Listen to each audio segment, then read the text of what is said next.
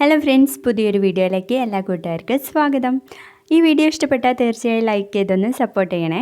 നമ്മുടെ അലീനയും പിള്ളേരും കൂടി കടപ്പാട്ടൂരിലേക്ക് വണ്ടി തിരിക്കാൻ വേണ്ടിയിട്ട് നിൽക്കുവാണ്. അന്നേരം ആയിരിക്കും രോഹി വണ്ടിയുടെ കീ തിരയുന്നത്. അത് നമ്മുടെ രേവതിക്കുട്ടിയുടെ കയ്യിൽ തന്നെ സുരക്ഷിതമായിട്ടുണ്ടാവും. അങ്ങനെ രോഹിത് ഇങ്ങനെ കീ തിരഞ്ഞ് നടക്കുന്ന സമയത്ത് രേവതിക്കുട്ടി ആ കീ കയ്യിൽ ഇങ്ങനെ കാണിച്ചു കൊടുക്കൂട്ടോ.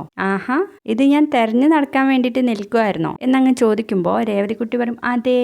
മൂപ്പര ഒറ്റയ്ക്ക് കിട്ടാൻ വേണ്ടി കാത്തിരുന്ന പോലെ കേട്ടോ നമ്മുടെ രേവതിക്കുട്ടിയുടെ സംസാരം കേട്ടല്ലേ. ഞാൻ വിചാരിച്ചതേ നിങ്ങളൊരു മൊശടനാണെന്നാ എന്ന് പറയുമ്പോൾ നമ്മുടെ രോഹിത്തിന് ഒരു സന്തോഷമൊക്കെ ആവുന്നുണ്ട്. കാരണം ഇതുവരെ അടിപിടി ആയിരുന്നല്ലോ. അപ്പൊ അടുത്തേക്ക് വരികയാണേ. എന്നിട്ട് ആ സംശയം ഇപ്പൊ മാറിയോ എന്ന് ചോദിക്കുമ്പോൾ നമ്മുടെ രേവതിക്കുട്ടി ഇപ്പൊ ആള് നല്ല സ്മാർട്ടായിട്ടുണ്ട്, അലീനേച്ചിക്ക് പറ്റിയ അനിയനായിട്ടുണ്ട് എന്നൊക്കെ പറയാണ്.